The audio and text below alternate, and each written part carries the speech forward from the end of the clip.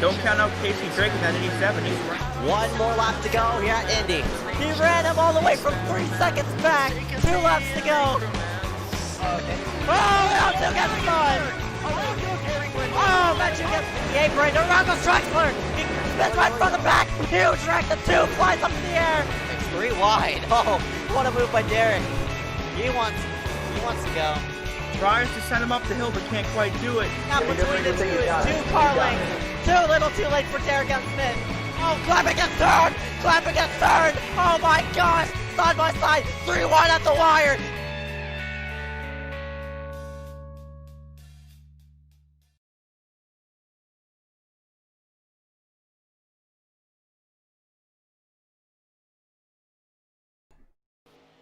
We welcome everybody here tonight for the iSCAR SYMTV Truck Series event as we get set for 57 laps of racing here at the Talladega Super Speedway. My name is Ezeckiel Reyes. I'm Dewey Schramm. And I'm Hunter Rupp. And we'll be your 3 commentators here for the evening as we get set to go green here for 57 laps, as I said earlier. iSCAR visits the Talladega for the 6th ever annual time to kick off Friday, and here tonight we got a lot of storylines around that points bubble. So we'll go ahead and pull up points here right in front of your screen. Some drivers actually inside that points bubble who are not in the league anymore. Mark Frimpong, of course, in P12. He's not in the league anymore, and so that will basically boot in Malachi Drake in, but right behind him, Aaron Brown, Josh Patterson, Omar Diallo, all these drivers right behind. This is their chance to make up ground.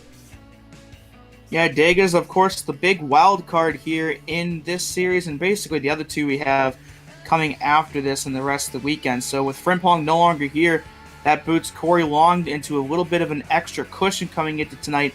But with how much of a wild card it is, this race can easily make or break your entire season. And if you look at the top of the board, that 55-point lead for Christopher Weil is almost insurmountable before chase time comes around. So I think after tonight, I think that 41 may have this regular season championship locked up. Yeah, like Dewey mentioned, I think the points lead, I think, is foregone conclusion until we get to the chase. But last week was a very big wild card in New Hampshire. Obviously, we had a lot of wrecks, took out a lot of people, mixed up the order quite a bit, and I think that shoveled up the points more than we thought it was going to, and this is just going to only influence that even more.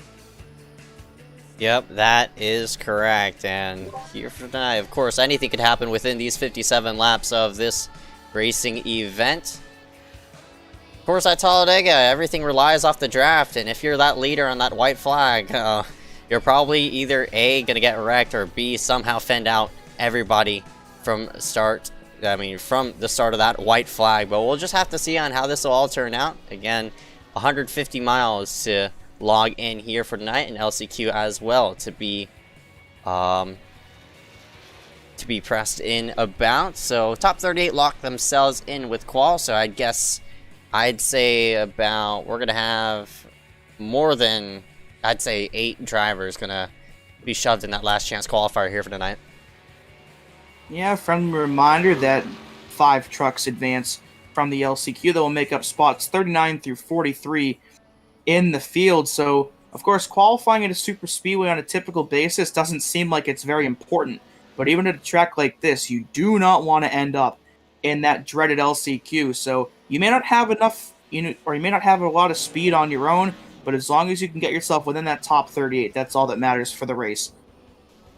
Yeah, those LCQs are very dangerous, especially at this track. I feel like we see the most, carnage, obviously, because everybody's basically on an even playing field. There's basically no tire saving to do, and fuel management's not out the window when it's only 10 laps. So, obviously, you gotta really push those LCQs, so you don't really want to be stuck.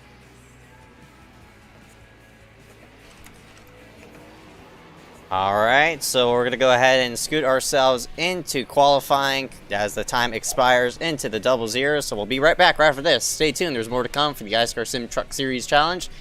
here live on Max Speed TV. Rise up, remove your hats as we salute our nation's colors.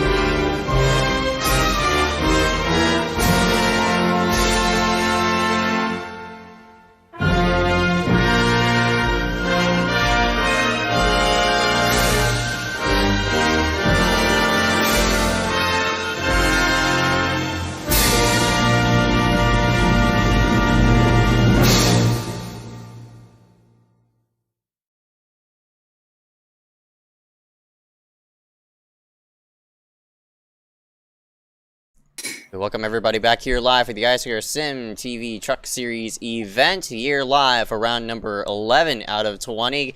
Now past the halfway point, another super speedway is on the rise, and here we are at the Talladega Super Speedway. Gonna crown another victor here after 57 laps of racing. But before we do all of that, we have to go ahead and sort out the qualifying order here for the top 38. Of course, if you're not inside that top 38, you're going to get shoved into that last chance qualifier. Yeah, and like I mentioned right before the break, you may not have a lot of speed on your own, but as long as you're within that top 38, you're A-okay in terms of having a chance to compete in the race.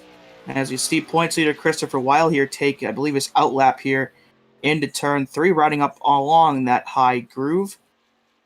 So we'll see where he puts himself on the charts. Looks like 5 trucks already putting some laps down. Now we'll quickly expand as more and more trucks put down some laps. Tyler Connors, for the time being, at the top of the board, but quickly gets passed there by Sertaj Munn. Yeah, obviously, I don't think we're going to see a lot of people, just sit out qualifying, mainly because of the fact this is a plate track, and at worst, you can kind of just drop out on the backstretch. So, you really got to put a lot of effort in this qualifying session. Even though it's holding it flat out, it's actually a lot more difficult than people think. Qualifying is actually locked in static as well, so no wind is going to affect anything on this qualifying run. So it all matters to that wheel and how steady you're going to hold it throughout this whole entire lap. So for Michael Bianchini in that number 28, he currently sits in not number 48. He currently sits in the now 33rd spot, but who knows, this next upcoming lap, now since he's running the bottom side of the racetrack, who knows where he's going to be. Kyler Wynn to the top of the charts for the time being, but again, that may change as more and more people complete their first and second laps of the night. Logan Clampett, the 199, looks like he's going to be in here for tonight, so good to see him back in the field. Currently shown P35 on the charts, so that might not be enough to get him in to the main event. He may have to go through the LCQ, depending on how the rest of these guys pan here. Looks like the last one in right now, that's one of the Johnsons. I think that might be Austin Johnson, and he gets shuffled now out of this field. So still a minute left, so we're not going to know for sure who's in and who's out just yet because of how quickly all this changes. Yeah, that's right. So this LCQ is definitely going to be interesting. I'm interested to see on who's going to be those drivers outside that top 38. Who knows? It might be one of the big names outside. And Hunter Johnson, in the meantime of that, not a good qualifying run for that number 12. He's sitting in 37th as of right now. And there's still some people flinging around the racetrack. Josh Patterson's yet to log in a lap as he now crosses the start-finish line. Looks like he'll move himself into 24th. So this now puts Hunter out. No, Bianchini is now out. Here's Clampett in the 13th. And just 10 seconds left here in qualifying, so everyone that's going to complete a lap more than likely has, and it looks like Austin Johnson's going to be the last one in, and Hunter will be looks like now the third one out. So as the ticker updates here, congratulations to Kyler Wynn on picking up the pole here for tonight, and it looks like Justin Johnson will be the first one that doesn't lock in, so that will lead us to the LCQ, and we'll get your lineup here for this LCQ. Justin Johnson there in the 33, and Michael Bianchini in the 48 will lead us to the green. Row number 2 going to be Hunter Johnson, that number 12. Not a good qualifying effort by him, and Ethan Workman in the number 43 making his first start. Row 3, we have Sawyer St. Clair. We haven't seen him in a hot minute, and Aaron Brown will start alongside a series regular. Row number 4, Paul Granada in the 04, and Glenn Bundren Jr. in the 37. Row number 5 going to be Michael Rosero in that number 23, and Henry Clapper in that number 34 as the field starts to roll themselves off. The order is going to be shown on your screen, just the last two right there. And for that number 37, to Glenn Bundren Jr., his last victory at on the Super Speedway side was actually in the Cup Series. So he's a recent victor at Talladega. Won the Season 1 Cup Series race. Good to see Matt McGrath in the 113 back. Haven't seen him in quite a bit as well. Yeah, that was an interesting race that Bundren won. I believe that was on fuel. Oh, no, that was not fuel mileage. I think there was something else there. Something crazy happened, of course, since it was Talladega that got him that win. But an opportunity here to potentially repeat for that 37, but he'll have to get through this LCQ before he can take a crack at the rest of the field. And another reminder that the top 5 from this LCQ move on to the main event. So it looks like we'll have 7 people going home after the next 8 laps. Interesting to see Hunter Johnson in here. Usually he's a really good plate qualifier, but here he is. He's starting 3rd in this event. That's very surprising to me. Yeah, this is going to be a hit big for that number 12. To get himself inside this top 20, he needs to get himself a nice... he needs to get himself inside this top 5, or else he's going to be in a really, really big position, or in a really big hole to dig himself out of these next couple of weeks. So for that number 12, this is going to be really, really key on depending on how his season goes. Yeah, and there's some people that are in contention for the chase around the bubble that aren't here tonight, I believe. I don't know if I saw Harry Grindle's name or Brady Wildman's name anywhere, but they're within the top 20, and I don't think they're in here. So this could be a big hit in the points for quite a few people, depending on whether they even make it out of this LCQ, or maybe people that might get wrecked out early in the main event. But pace car will get itself onto pit road, and we're ready to go here for 8 laps to determine who will make up the last 5 spots of the field. Ethan Workman in the number 43 blinks out just a bit, and looks like Aaron Brown in the 151 closes the gap between himself and the 48. So not sure what happened to that number 43, and it seems as though it dropped... Unfortunate for him. We'll see if he reappears, but in the meantime of that, green flag, 8 laps to decide the top 5. Even start for both lines as Bianchini has a nose up on that 33 for the time being, but of course nowhere near enough of a run to clear, and that 33 will now pull ahead through the middle of the turn with help from Hunter Johnson. So the two Johnsons currently working together there on the bottom. Yeah, that's the best drafting partner you could have probably in the whole series right behind you right now. Hunter Johnson and that 12 pushing the crap out of that number 33 as they roll down the backstretch now. Some shuffling up high with, I believe, Bundren and Aaron Brown into turn 3, as looks like Justin may have briefly clipped the apron, but no harm, no foul there. As Aaron Brown of the 151 trying to push Bianchini up to those top 2 on the bottom. Right now they're side by side, but I don't know if that'll be enough to try to clear into turn 1. Yeah, this first lap, this is basically a up to speed lap. Until those engine temperatures start to get hot, you'll still see a lot of shuffling around for right now, but once the engine temperatures get hot, you'll start to see a gap between those those trucks, which allows runs to be made. So we'll see a good example right here. On the bottom side, you see a gap between that number 12, Hunter Johnson, and looks like Matt McGrath. So this will, in turn, start pull the outside line. And that number 48, Michael Bianchini, Even though, oh, he elects to go up high. It seems as though I'm not really sure about that move. If he purposely went up there, or Aaron Brown actually booted him out of the way. And this in turn will make the top 3 all single file. Yeah, and Henry Clapper in the 34, now 4th on the bottom. He's currently in 5th auto on the racetrack. So Bundren and Clapper currently side by side for this final transfer spot as Justin Johnson leads another lap. And a big push there from Bundren on Aaron Brown in the 151. Let's see if they can catch up to the leaders on the bottom in turn 2. Looks like it's very overcast on the track right now in turns 1 and 2. I don't think it'll play really an effect since everybody's full throttle either way. As of right now, for that 151 and 37, trying to get themselves inside the top 5. They're doing so successfully. And for Sawyer St. Clair in that 121, you can't really do anything. You're just sort of waiting in the midst. And seeing that outside line, just peeking up there, seeing if anything is going to happen. Because if you're in that 121's position, you're going to fluctuate from 3rd to 5th. Can't really do anything in that spot until you get clear. So if the 150, if that 121 of Sawyer St. Clair wants to make something happen, he has to probably hold the brake or something like that, to drag the brake just a bit, maybe get himself behind that number 37. It's just he could have a more secure chance, but still inside this top 5 either way. That outside line needs another truck or two to jump up there. That inside line is way too dominant and has way more trucks than the outside does. It's pretty much just Aaron Brown and Glenn Bundren for the time being, and that 3rd truck up high that's disconnected from those top 2. So I think Brown and Bundren for the time being aren't going to really go anywhere unless another truck or 2 decides to go up there with them.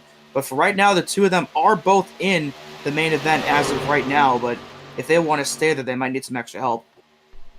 Yeah, I wouldn't be surprised if we see somebody in 7th, 8th, 9th start, filing up to the outside in a desperation move here at the end. But for now, it's been very tame as we approach lap 5 and the halfway point in this race. Yeah, 8 laps is actually a fair amount of time for anything to happen, as because of Matt McGrath's blinking, looks like he's disconnected from this lead pack, but it's been fairly tame, as you said. So unless somebody wants to push aggressively, I don't think the 48 of Bianchini is going to go anywhere since he has no help. So he still is challenging for that top 5 spot. He's still in, but he'll have to slide himself right behind that number 37. So now we have 3 trucks on the high side. He had a big run out of turn 2 and ended up going high with no help to continue the run. But what that's done is it's put that 3rd truck up high, and you see that 23 of Michael Rosero just off in the distance. Unfortunately, he's blinking a bit, but if he can get that blinking fixed, maybe he could get up to the back bumper Bianchini and maybe make a 4-truck train on the high side. And if that's the case, then we'll have a much more competitive 2 lines here towards the end. 3 laps to go, this time by Bundren, a bit sideways, right behind Aaron Brown, trying to get himself aligned. Luckily, this ain't the ARCA cars of what we saw on Wednesday night a couple of weeks ago. That number 37 could latch onto the tail end of that 151 and push him forward. But, same goes for that number 12 and number 33 of Justin Johnson and Hunter Johnson. The 2 Johnsons working together to get themselves secure in this top 5. And right now, they're doing it. I'm curious if the 33 may jump up and try to block that high side at any point. But if I'm that 33, I think I'm going to try to stay down where I am and just fend off the bottom so you can't lose any spots down there. I'm sure for him it's a bit tempting to try to block that high side with the run they're getting, but you'll probably lose more spots if you end up going up high. And speaking of going up high, we briefly 3 wide there, and Bianchini gets started, a hard hit for Glenn Bundren in the 37. Looked like that started with Matt McGrath in that 113. He had just come back up into the pack, and then immediately after they all wrecked for that, I think, 5th spot. And that took Bianchini out of the draft as well, so it looks like he will probably be out of contention. And that's going to put the 34 of Henry Clapper into the field, and with no help, Aaron Brown falls back to 6th now, so he is now out of the race for the time being, as Paul Granat in the 04 is now in. So the outside line totally disintegrates with that wreck, and now Aaron Brown just totally left out to dry. Hopefully for him, you see him trying to make his way up the high side again with help from Rosero. Will we see somebody else jump up as we hit the white flag? Yeah, 1 more lap to go. Since there was only 1 line distributed coming to the white flag. It's sort of stacked up the bottom side, and here comes Aaron Brown. They're pushing forward with that top 5. If I was Clappert, I'd probably go to that high side. That's the only line that's really moving, and that's your only option as well, but we'll see what happens down the back straightaway. If Hunter Johnson or Justin Johnson might make a move to maybe Bernardo goes up. block that high side, but looks like no. Rosero now in the field just barely after being outside this top 5 for the duration of this LCQ, but can he stay there? Right now sitting in that 5th spot, but he's got Clappert to his low side, so this is going to be really close out of turn 4 as Aaron Brown and Rosero try to mount a final charge up high to see if they can make themselves into this race. And through the trial for the final time, Justin Johnson will take the win here in the LCQ. Contact at the line, and I believe Rosero is the last car in. It is Rosero that does get it. 2-100.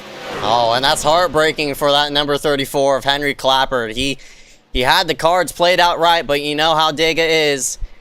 A gamble.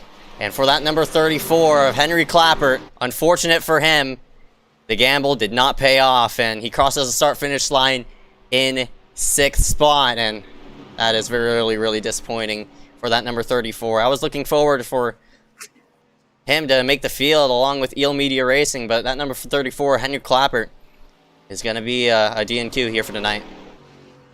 That's the most heartbreaking spot to be in the entire field. 44th place, the first truck out. But fortunately for that 34, he's got 2 more opportunities to make the Talladega race, of course, with the Truck Series tomorrow, or the Cup Series tomorrow, rather, and the Xfinity race on Sunday. So even though you missed the race tonight, still 2 more opportunities to try to get yourself in to a race this weekend and potentially get a good finish.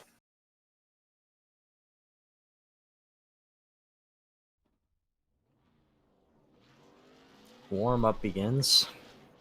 Yep, now warm-up underway, so drivers going to fling it around the racetrack and get themselves warmed up. Not really anything to warm up off of, but we'll pull up the standings yet again just to preview on what we're bound to see here for tonight. Looks like Harry Grindle did make tonight's event, so P18 in points as of right now. Brady Wildman and the number 50 looks like he's not in here for tonight. Not a whole lot of people that missed the show that were in points contention, but still, obviously, we have a couple of people that are in the points bubble are starting very far back in this race. Obviously, people like Umar Diallo are going to be looking to bounce back. Harry Grindell, as you previously mentioned, Josh Patterson, a couple of heavy hitters are out of this chase right now. It's top 13.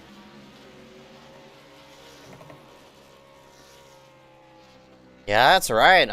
For Omar in that number 1 machine, of course, now re-invited back to the league after a bit of miscommunication.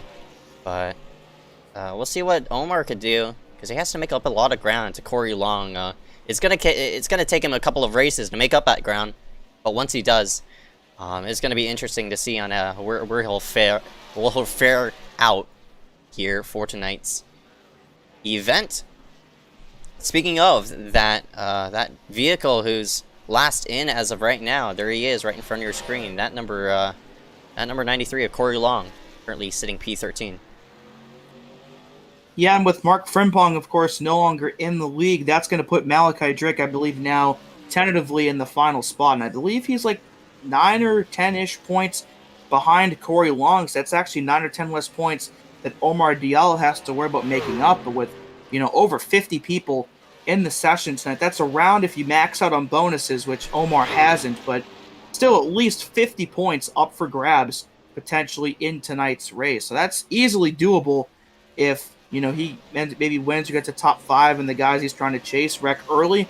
So he may not be able to make all that ground up tonight, but if he can get a good finish, maybe have some help from people in front of him, it can make his job a lot easier over the next coming weeks.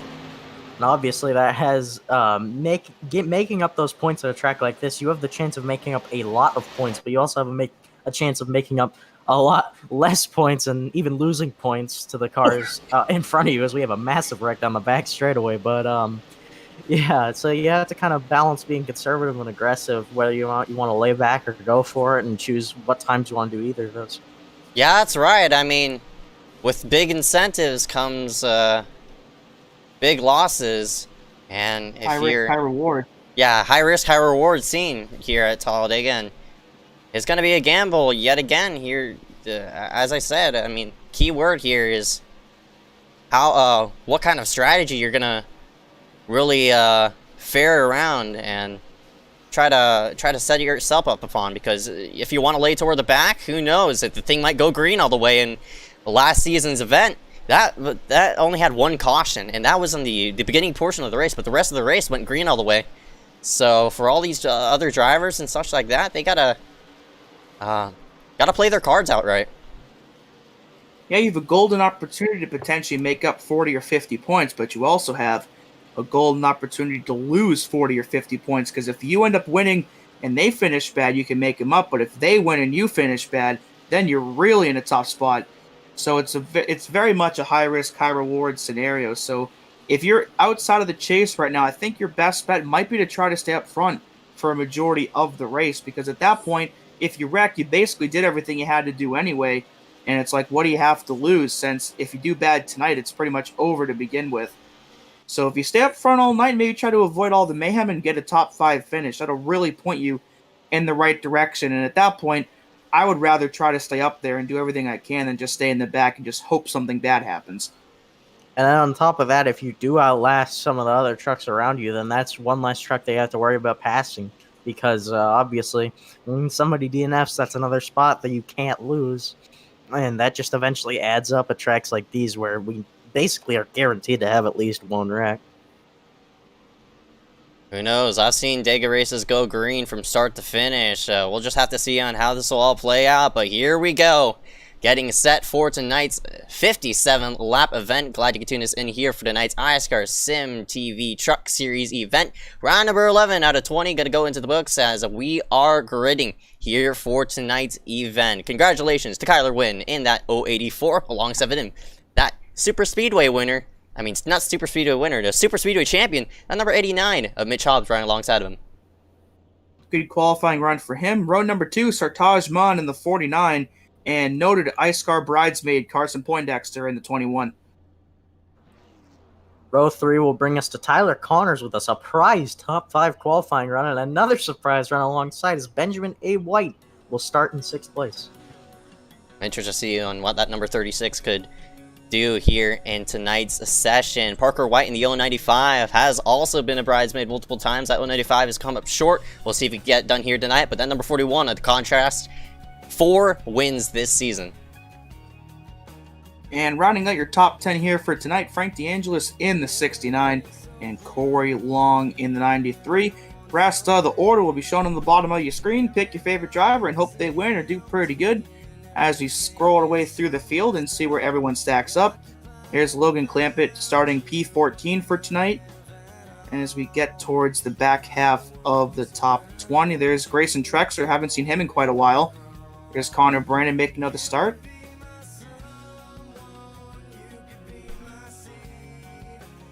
Yeah, the rest of these guys, who knows? Nobody's really a standout at Talladega unless you're really blocking for that top spot. But once, I think once we're halfway through this event, we'll definitely see our contenders start to shine. But for right now, it's sort of a waiting game on when you want to play your cards out right and select your strategy. But for right now, for these first 20-ish laps, I expect these drivers to most likely lay back and just take it smooth here for this one. And race analysis is going to be shown on the bottom left side of your screen. iRacing track length 2.66 miles. No configuration unless you want to run it backwards. Elevation 500 above sea level. Time of day noon. And pit road speed 55 miles per hour. This is something you have to actually really watch. Of course, slowing your truck from 180-ish miles per hour off of turn number 4 to 55 miles per hour is actually fairly hard, especially when you're on worn tires after a big green flag run. Speaking of green flag runs, we'll have to at least log in 27-32 laps to see a green flag cycle play into effect. as well as another thing we haven't really mentioned about pit stops. Of course, if this thing goes green for the first half of the race, who knows on who's going to work with each other. If you want to get yourself situated with teammates, people like SPM, Evo, actually they're not really here, but SPM, BDD, EL Media, and other teams who probably want to work with each other here to get themselves situated. Yeah, SPM specifically, they got a lockout of row 3 with Connors and Benjamin White, and then they got Christopher Weil right behind him. So they've already got, and Poindexter as well. So I think they got 3 trucks in the top 10 off the drop of the green flag. So that should be some easy teammate work off the drop of the green. But yeah, we'll see what other teammates, or maybe just even friends. Just having friends at a track like this could work wonders, even if you're not teammates with them. So we might see some alliances that may seem random to people like us that are watching or commentating the race, but to them may make perfect sense if they're, pretty friendly with each other. So tracks like this always bring out interesting things in terms of strategy and who works with who. So it'll be curious to see how it all plays out and who ends up coming out on top here after the next 57 laps. Yeah, you mentioned group pitting. That is a very, very big part of this race when you have to come down pit road and there's so many cars around you. You're just worried about wrecking or all of that stuff as you're coming down pit road along with the speed limit. Reminder, every restart has to be on green. A new rule change in iSCAR coming up this week. Every start now on green, so nobody's going to be really jumping the restart, laying toward the back, or maybe trying to make something happen to make it 3 wide off the initial go. But here we go, already a stack up right behind, but in the meantime of that, green flag is out. Kyler Wynn will lead it to the green. One truck jumps way up high off the drop of the green. Maybe they're dropping to the back or something, but I think that might be Clampett, the 199. Another truck moves up high, so already some 3 wide action off the drop, but Clampett will now file back into line. And as we make our way out of turn 2, you will likely see a lot of trucks drop to the apron to go towards the back and lay there. And there we see some already starting to do so, and actually looks like only a single person's going to do that. So a lot less than I thought was going to, but there may be more of that over these next couple laps. Mitch had a huge surge on that outside. He will easily clear with Karsten Poindexter, who I'm surprised stayed with him on my bottom line. I thought he was going to go with his teammates, who are all in a row on the top side. Meantime of that, your Super Speedway champion works himself through the trial for the first time. And that number 89 and picking off where all that momentum let him go from that season, and he leads the first lap. But now has a challenge up on the high side. It's SPM 1, 2, 3 on the high side, but Benjamin A. White gets a bit out of line. They're 3 wide now. Yeah, Benjamin with no drafting help now, he's going to end up dropping quite a few spots out of turn 2, but for all we know, that could be a blessing in disguise depending on when, the inevitable big one may occur. There's Connors in the 44. He's going to drop his way further in the field, maybe get out of harm's way. Still 2 by 2, many rows deep here into 3, as Poindexter and Well continue to lead that high side, with Clampett now third up there. Yeah, having Clampett behind them will definitely help. We already know Carson and Christopher are very well-established plate racers, but having a Coke Series driver behind you certainly helps you, as actually he may just ditch them entirely as he splits the middle. And that will shove Christopher Weil out of the line. And he gets a help from, I don't know who that yellow truck is, but somebody jumped up there with him. That might be Nick Miller in the 95, but with only 2 trucks up there, I think they're going to lose some time. And I think you're going to see Chris file in right here, and indeed he does, as the leader of the race, Mitch Hobbs, decides to go down into the apron, and a massive block by Clampett, or Poindexter rather, on Logan Clampett down the backstretch. That could have been bad, but thankfully it is not. And now the 76 of Liam Knox will now lead this high side into turn 3. Clampett's making very aggressive moves here for this opening stage as he now fends up to the high side. He pushed that number 76 of Knox up the racetrack. They might go 4 wide. On lap 3, this is getting kind of antsy. I don't know if I'd be racing like this early, but hopefully nothing bad comes of it, as Poindexter leads at the line, but they are still all over each other here into turn 1. Clampett seems very, very eager to get to the lead and try to control it. Obviously, we know he's a very talented driver, but still almost very many wrecks on that last lap. But it looks like for the time being, they've settled down just a little bit as we are too wide down the backstretch. That was Connor Brandon behind Christopher Weil, not Nick Miller. That's the city truck there. So my apologies about that. There's Eric here in the 28, who won the Super Late Model race at Irwindale just 2 nights ago. Up there now in this top 5, trying to maybe go 2 in a row. And it would not be the first time this season that Heater's gone 2 in a row. So we'll see if he can make some iSCAR history tonight and maybe go 2 for 2 twice. Work themselves to the start-finish line, up in the middle side, up in the middle lane, or rather, Logan Clampett really pinching down that number 21 of Poindexter, trying to stall him out. The less wiggle room you have, the more momentum you'll lose. So for that number 199 of Logan Clampett, trying to stall out that number 21 of Carson Poindexter, as well as Kyler Wynn. Not necessarily a side draft, just pinching right up off the corner enough to get yourself set up for a run. And here we go. Clampett has a run down the back straightaway into turn number 3, but unfortunately cannot clear for this top spot. Also got to mention, we're running a different set of tape here for the night, 25% tape. So these drivers even have to pay attention to those engine temps even more. 4 wide again. Yeah, with one truck way up there on his own. He might be dropping to the back, but man, they are wasting no time at all, going 4 wide and coming pretty close to potentially wrecking, but they're still good for the time being, as Poindexter still leads at the line. But you see all that pinching by Clampett still in the middle of turns 1 and 2, with Kyler Wynn still in tow at 21. Nick has to watch his gauges as he's pushing this 199. You don't want to get it over 250. That is the breaking point of these engines. And you see right there that 95 had to really lift coming into turn number 3. I'm guessing it got hot entering off the exit of the back straightaway. So that 95 is going to have to mount up another charge and sort of time it as well with that number 41 of Christopher Weil. You don't want to be by yourself and with the partner you're pushing with. You also have you also have to have a bit of company with you, like that number 41 and that number 9 of Diallo, who's trying to split it 3 wide. Looks like the door closes on him, but that 9 is wasting no time to work himself inside this top 5 either.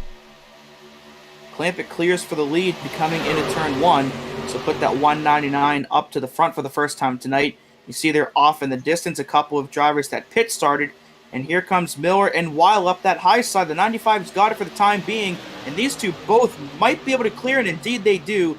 So SPM now 1-2 out on the racetrack. Whoa, bit of a door right there. Looks like Kyler Wynn and Noah Allison making a bit of contact inside the top 10. Looks like they keep it straight for now, but Clampett's going to try the high side again, this time hooked up with a 9 of Omar Diallo. Right behind him, that's a number 92 of Connor Brandon, but they work themselves through the travel. Looks like Logan has a run. Unfortunately for him, he's not going to lead the lap. It'll be the 95 of Nick Miller.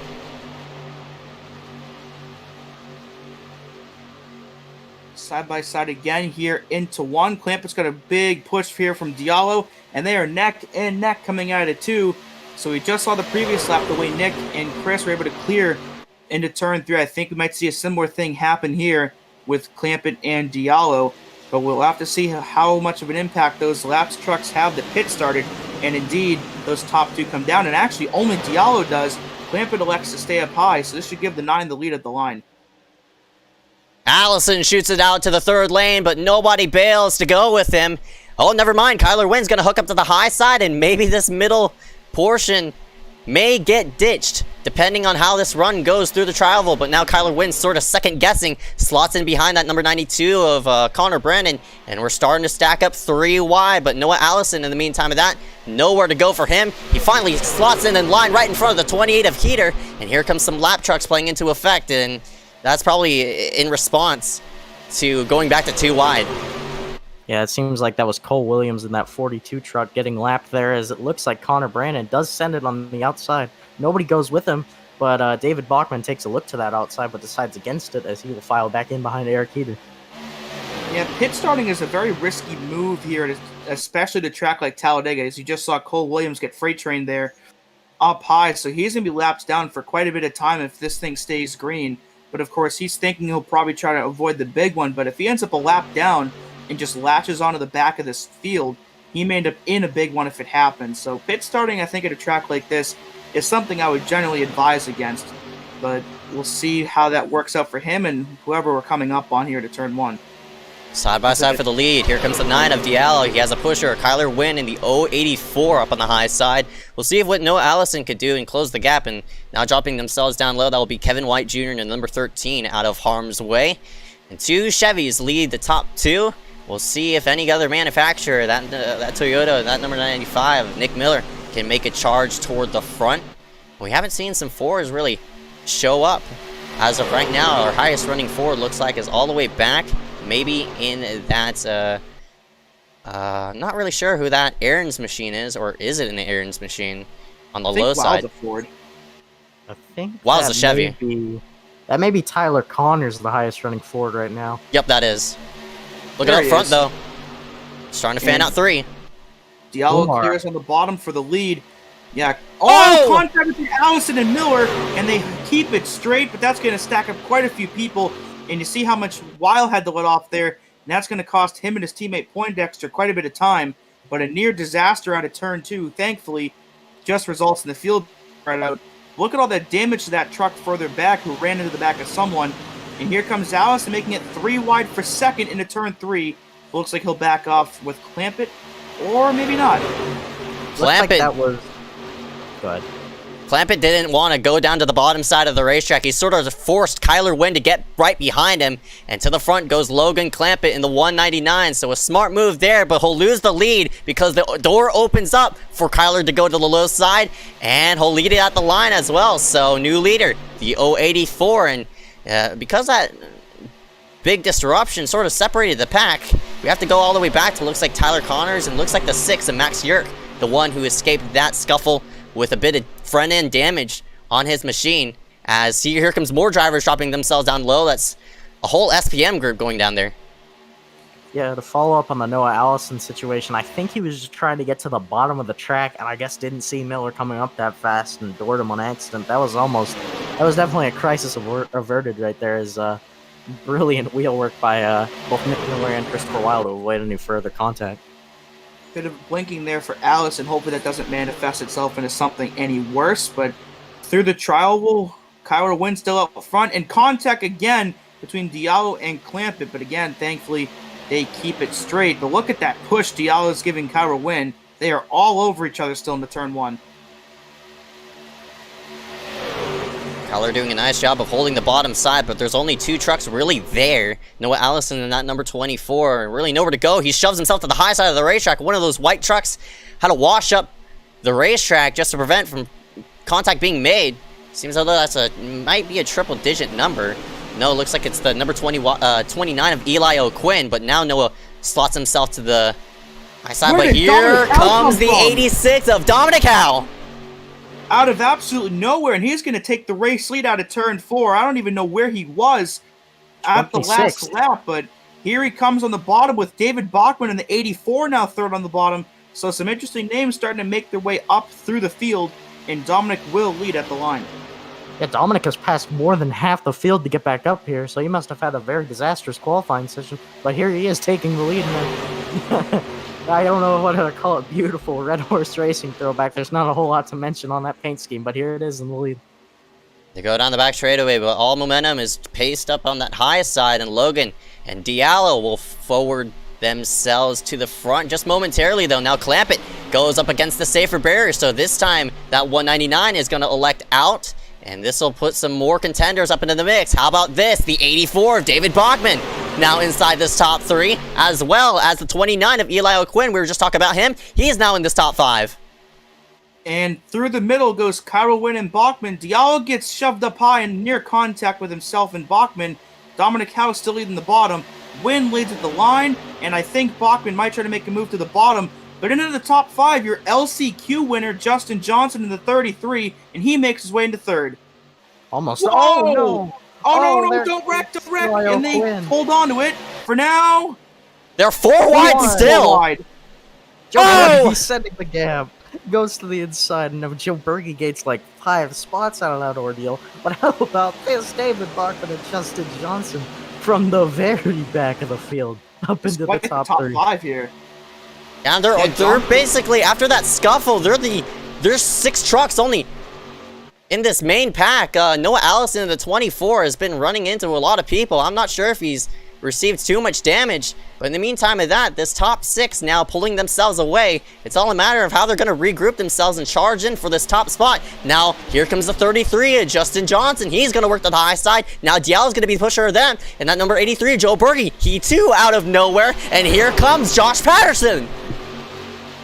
Patterson with a good move there on the bottom into the top 10 for the first time tonight. So quite the interesting top 10 we've got going here as that second pack tries their best to catch up. And just a reminder, I don't know how much longer this will go green, but 27 to 32 laps is the approximate fuel window as these leaders approach Sawyer St. Clair and put him the lap down. So we're almost halfway through this fuel window. So we'll see when those guys start to make their pit stops, if it does indeed go green all that way. Yeah, to follow up on Justin there, it's worth noting that he does have a real-life spotter for this race. It is Mark Frimpong. He may be banned from the league, but we know he's an established plate racer. So that's a good spotter to have right there as he moves into second spot. Was about to take the lead before Umar Diallo shoved it down the inside on him. He's got a pusher in Berge, though, and just as I say that, Berge elects to go down to the bottom. So the 33 left out to dry here out of turn 2. But I think he's got somebody. Nope, he doesn't. But Diallo jumps up to the middle. Clampett now leads the high side with Patterson, and Bachman elects to jump up there as well. So now Diallo's the one that's all by himself as Clampett clears to the bottom in turn 3. Lots of scrambling with these trucks, in my opinion, since now these drivers are pretty much eligible to push. That third line is yet to precipitate. Of course, in the ARCA machines, you can't really push in those vehicles. Hence why everybody just stacks up and you gotta keep yourself a car length behind these other drivers. But now, since there's a lot of momentum being pushed in for that lower side of the racetrack, because now pushing is a thing, this in turn can make for some very aggressive racing. And here we go yet again, 3x3. We'll see what Berge and Patterson could do. Maybe Bachman might split the middle. Maybe take it 4 wide. Allison, in the meantime of that, is sort of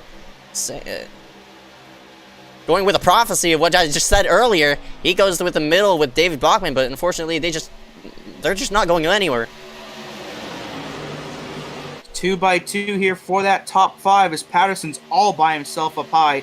I don't know what that wiggling there is, but Kyler Wynn looks like he will lead at the line, but it'll be close between himself and Clampett. And we'll see if he can clear into 1, but I don't think he's got enough. Logan Clampett has had a rough time keeping the lead. He's gotten up here several times, but obviously he keeps on getting shuffled out, but he just keeps on finding a way. As we have about 3 packs now, I think, all of which are about 10 cars each, just because of that scuffle earlier and also because of people... Oh, got a wreck! Looks like we had a wreck. Yeah, Joe Berge looks like Dominic Howe. And Hunter Johnson is not letting go of They that still throttle. green? Yeah, I guess they're still green. And Berge was running in the top 10, and now his engine's smoking, so... A Blown great motor? night for the 83 gone. Oh, there's the first. caution. Now we have a caution out on the racetrack. It looks like might be for the 9 of Diallo, but we'll see what happened down the back. Oh, what the? That looked like net code between And the Diallo's 86 and engine, too. So yeah, there goes Diallo. and Berge went up in smoke. Diallo might have gotten ran over as he's just trying to get out of harm's way, but And you see the other packs that are starting to approach on him as... I think he's trying to make his way down into the apron, so hopefully nobody runs him over here. yeah, then now I guess the caution came out there. That was a bizarre wreck, though. I We got to think take it was another look at that when we can. Yeah, That may have been some really bad net code. We'll see again here. Definitely. I'm not really sure. Too. Yeah, the game didn't call a yellow. Our in-race admin, Garrett Hess, had to call the yellow. Wow. Yeah, that was definitely Wow. net code. Berge gets slammed into the wall. His engine's gone. Same with Diallo. There was a bump with Berge and Kyler Wynn, and that somehow upset Dominic's truck. There it is. And you see how Dominic's truck stuttered like that, and when it did, it just sent him right up the hill into the 83, who ends up with a blown motor, unfortunately. So a great run for the 83, yet again, ends in a disappointing fashion. So a very bizarre wreck here to bring out caution number 1, but we made it almost a third of the way through the race before the caution finally came out. Yeah, that was an extremely long time to go on the green flag. I think most, if not all, of the field's going to come in here. No reason not to, is yet you see all these trucks piling into this pit road. It's going to be very hectic as we come down. Yeah, Joe Berge was still with that blown motor. Looks like we did have one truck that stayed out. I believe that was Kevin White, who I think is getting a lucky dog anyway. I think Kevin White may be getting the waiver on. There were multiple trucks a lap down, so I'm not sure which one got the lucky dog and which one didn't. We'll see if anyone decides to go no tires here, or if anyone takes 2. I don't know if anyone would decide to do that with so much of the race remaining, but you never know with races like these. But of course, everybody for sure taking a full tank of gas. Logan Clampett. Oh! Big contact there with a 44 Whoa. and 41. Teammates. Yeah, teammates getting into each other on pit road. And somebody overshot their stall as well. Williams dead sideways. What in the world is that? But there's Mitch Hobbs making his way out of a bizarre pit sequence here. There's Brody Garden, the 55, making his way off the pit lane. And we should be getting going here just in a couple short laps. So a very bizarre wreck and a maybe just as bizarre pit sequence. And we'll regroup here and go green. Looks like it's probably about 35 to go. Logan Clampett in the 199 disconnection, so it looks as though once the caution came out, he decided to go ahead and park it. Yeah, Netcode at its finest there. Can't really say much.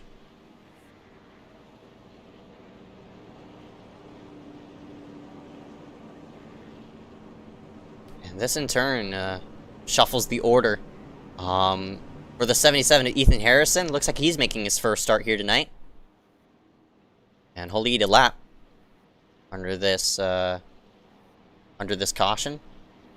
So Kyler Wynn in the 084 is gonna get the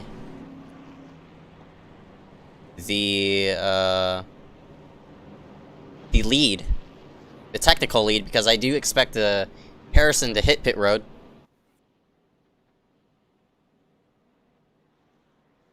Follow up, it looks like David Bachman has been given an EOL penalty, so he will fall out of that top 5. I don't know if there was any fault of his in that wreck, but I guess maybe there perhaps was some indication of that somewhere. But it looked like to me that was just pure netcode. Yeah, that's just pure netcode. I mean, I can't really say much. Stuttered like that. I mean, of course, admins have a different perspective. They use more. They use more. Yeah, they use more cameras than they use alternative camera angles to spot even more of what we see up here in the booth. So who knows? Maybe we're in the right, maybe we're in the wrong. But in the meantime of that, Kyler Wynn, Aaron Brown, top 2. We'll lead ourselves to the green. How about Michael Rosero in that number 23? I'm actually gonna go ahead and pull up the positions gained graphic. I'm interested to see on how this is. That looks ridiculous. Yeah, you're either losing a lot of spots or gaining a lot of spots. It looks like 38 spots, 40 spots, compared to -4, 0 for Heater. He's had a little bit of stability. Yeah, Rosero, the last one in, of course, from that LCQ by just a few hundredths over Henry Clappert. Rosero's had some pretty good qualifying runs here over the last week or so, but just hasn't quite been able to finish where he qualifies. So in this case, hopefully for him, he doesn't finish around 40th. But he's in an interesting spot here where maybe he could try to get himself a really great run tonight. It's interesting to see this graphic right here. It's either you gain a bunch of spots or you're stabilizing of where you are. I mean, those drivers toward the rear of the field, they pushed forward, but you know, if the positions gain panel could scroll back even further, I'm pretty sure you're going to see those drivers who started toward the front all the way in the back. So it seems as though we've just flipped the field. Besides a select few drivers, but it's just very, very interesting to see the rear and the front of the field flip itself. Yeah, so we'll get the green here this time. So Kyler Wynn and Aaron Brown will be the 2 leaders coming to the first restart of the night after a pretty lengthy run to open up the race. So we'll see what happens here in just a moment. Looks like we've got 3 trucks now out of the contention with Burgee, Diallo, and Clampett. But Wynn and Brown will lead us to the green. Kyler Wynn has to pace around at around 80 miles per hour to get himself set up for this green flag. You can't jump the restart anymore, of course, and you see all those drivers toward the back? Those are the drivers who hit pit road with 1 lap to go, hence why they're single file, and hence why you don't really want to start yourself single file. You saw the jostling right behind, and all these drivers toward the back are probably not going to be grouped up with this main pack unless they get going. Yeah, there might be a couple of minor packs and maybe 3, 4, 5 trucks at the most that end up forming depending on how long of a green flag run we get here, as Wynn and Rosario will clear out at turn 2. That 23 from the last place car in the LCQ now to the runner-up spot. But not for long. Look at that run that Hobbs and Weil are getting as Aaron Brown gets left out to dry, and Mitch will be able to clear for the lead. Will he do so? And I don't know what he's doing. Now he does. So the 89 back up front again as Weil and Poindexter now team up with each other on that high side, with Connors as well. Mitch was sort of holding the middle side of the racetrack. It seemed as though Weil was expecting him to move down low, hence why he was sort of drifting up the racetrack just to set up what he is doing right now, but luckily there wasn't really as much miscommunication there. They just filed themselves back in line, and now we have 2 solid lines here on lap number 24 yet again. But who knows what the number 23 and Michael Brazzero is going to play a factor into this. He's blinking in and out, and of course blinking in and out on the draft track, you're not getting as much draft and suck up on that inside line as they are on the outside. So now the outside line's starting to surge. SPM 123 yet again up on the high side. It looks like they're not going to be able to clear down for that lead. And out of 4 they go. Mitch still with the lead, but those SPM trucks are some of the best in the field when it comes to teamwork.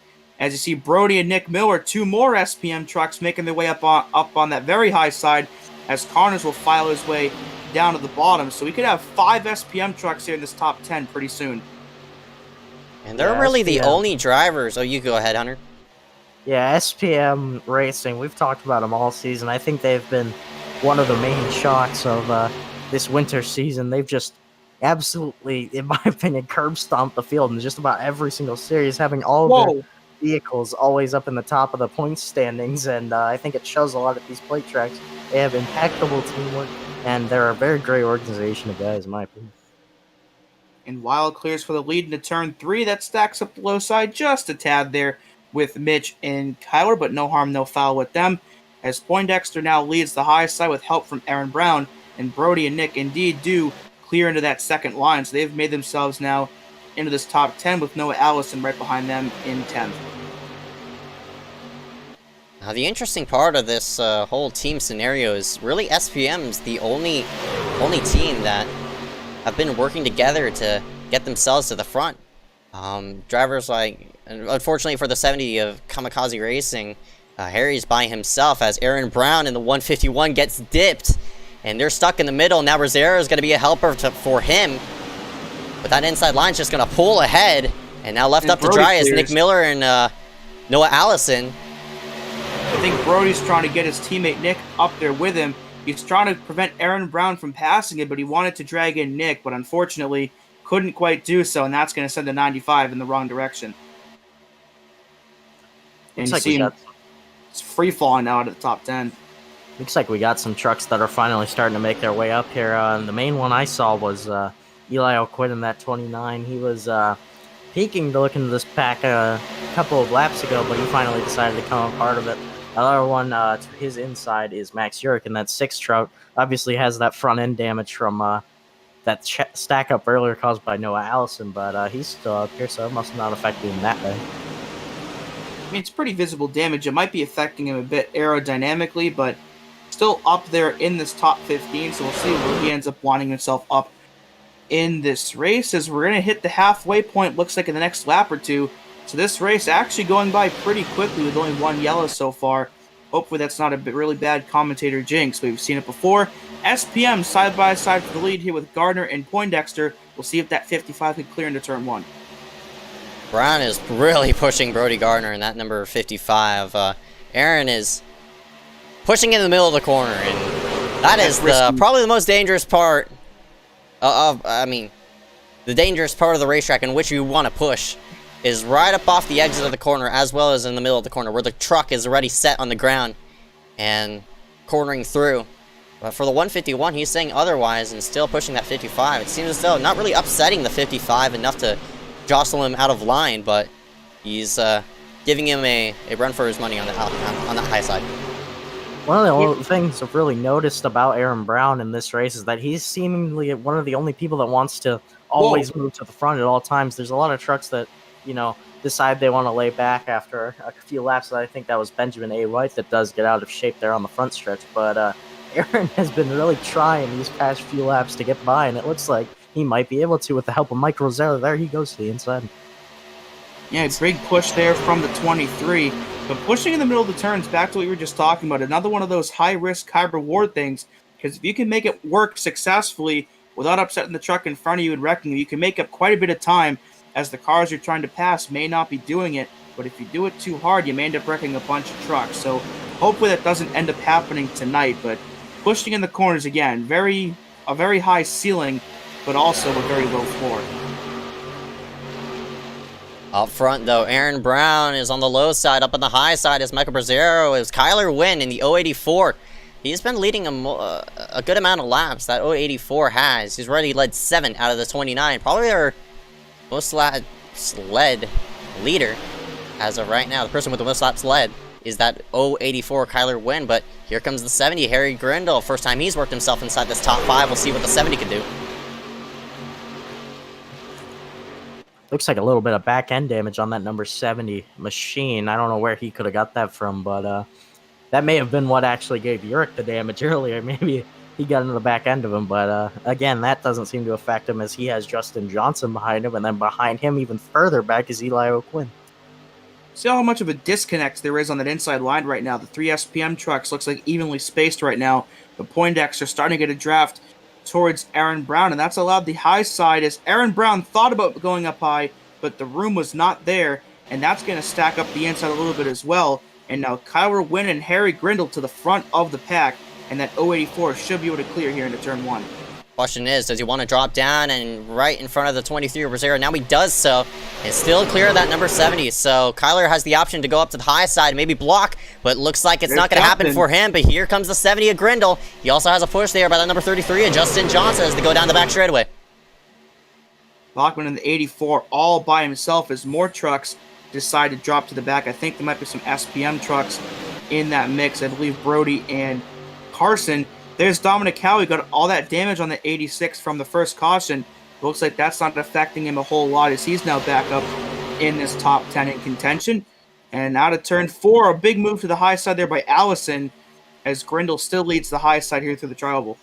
Tell you what, I've been most impressed by this number 33 on that high side, Justin Johnson. He's really had a bit of a glow up in his play racing skills as of recent, and it's really showing today. Obviously, he started 39th. You saw him win the LCQ earlier on in today's events, and now here he is in the top 10 very soundly.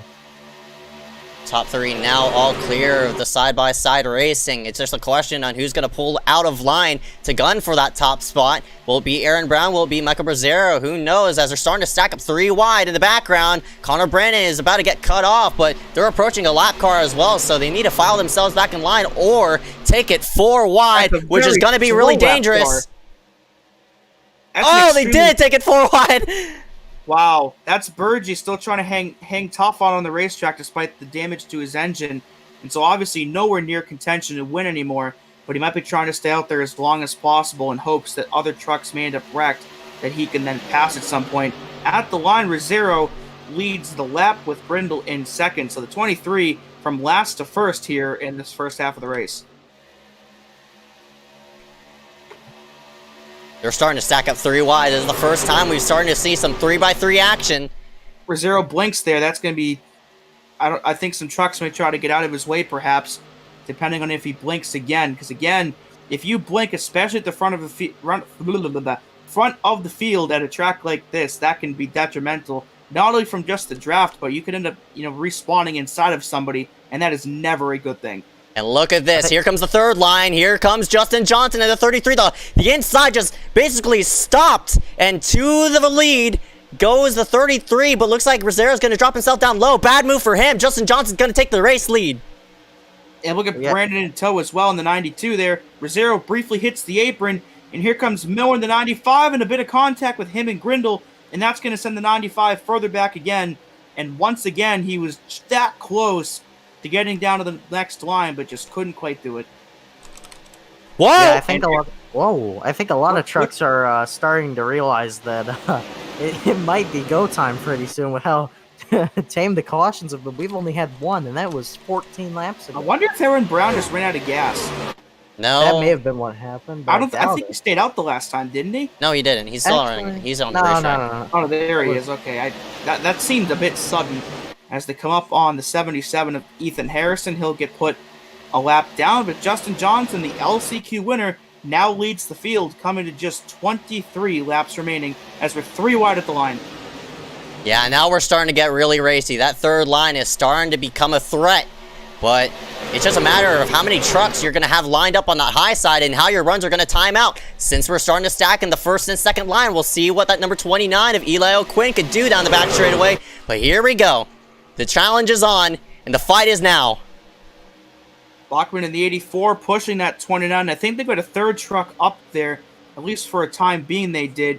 But here comes Grayson Trexler in the 54. Haven't seen him race here in iSCAR in a bit, but he's up there now in contention.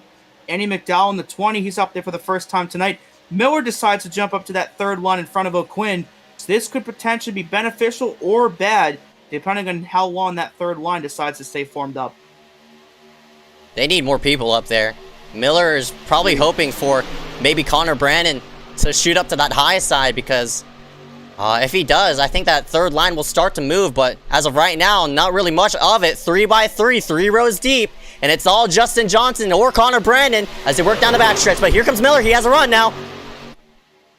He's got a good push from O'Quinn as Liam Knox in the 76 decides to get out of this hornet's nest here that's developing for this race lead. Johnson still leads in the 3. Brennan does not jump up, and now Miller is side by side with him. But I think you're going to see here that the high side's going to fall back just a bit with just the lack of trucks up there. How about David Bachman getting back up here? He got a EOL on the last caution, but he's back up here, about to be inside of the top 10. I believe is inside of the top 10 for the time being, so that's a brilliant drive back up for him. As he got left out. Yeah, that sucks. But here's Grayson Trexler as well, another truck we don't really talk about this often in this series. Yeah, I think once we start getting to the really end of the race in which drivers are going to be stacked up nose to tail, I think that's when you'll see the third line really come into effect. But as of right now, nobody is... I mean, we saw it come into effect, but just temporarily, as that resulted in a couple drivers taking the lead. Hey, oh my goodness, a big move there by the 70 of Grindle to drop himself down low. Not really sure of it. The 20 of McDowell washes himself up. A lot of drivers are. And this is going to confuse this main pack just a bit. Maybe disorganize them just a slight bit. So we might have a stack-up effect here in this upcoming lap. Whoa.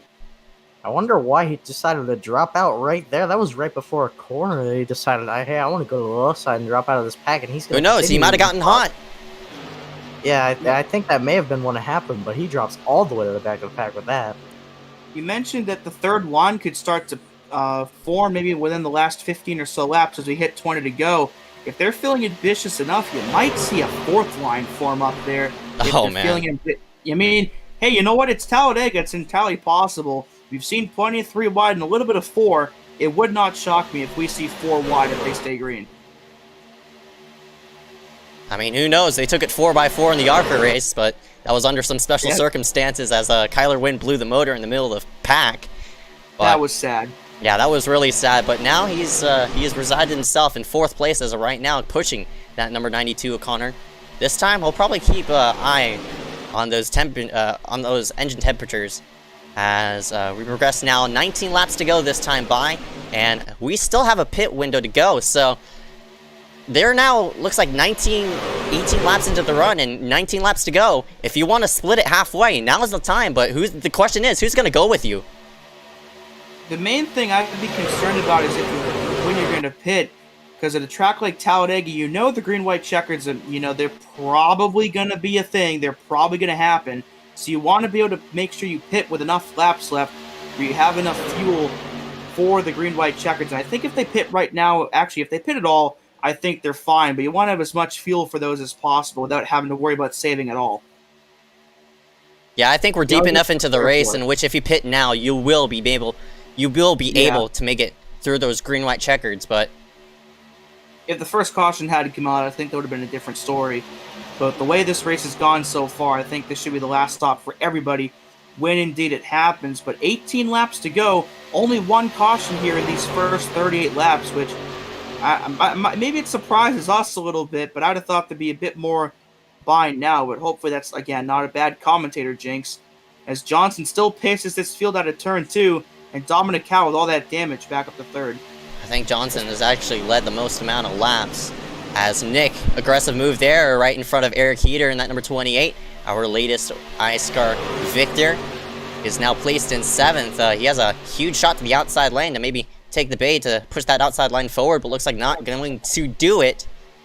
And they're all starting to file themselves down to the low side, so by the looks of it, they're starting to get themselves set up for pit stops here momentarily. And all these drivers up on the high side, they got to get a slot in line, or else you don't want to be pitting from that second line, or else it's going to be a big, big mess. Yeah, we were talking about it. We were talking about it pre-show about the pit stops and how dangerous they can be sometimes. Sometimes you have cars about 3 or 4 abreast just coming into that very narrow pit lane. It could be and as well as your braking points as well. Yeah, usually you'll see sometimes there will be a couple of trucks that just get hooked trying to get themselves in order and not realizing about the trucks on their inside or outside and just hooking themselves. So obviously that's a main concern that you have to worry about when you come down this pit road. You see how much more narrow it is as Joe Berge drops to the inside to let all these trucks by, as I believe Connor Brandon takes it 3-1.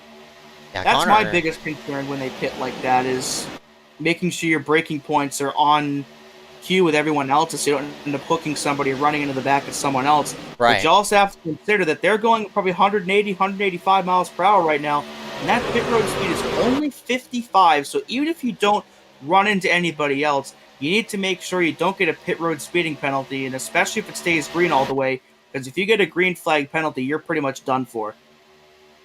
The interesting part of this is they started to get single file momentarily, but now we have a second line forward up, so who knows? So the inside line might be going on a pit road early, and that whole outside line might be going on a pit road a bit later, but 2 separate lines now formed up, as nobody's really taking the bait to go on a pit road yet. I think they're just sort of waiting it out, or they might be saving a bit of fuel.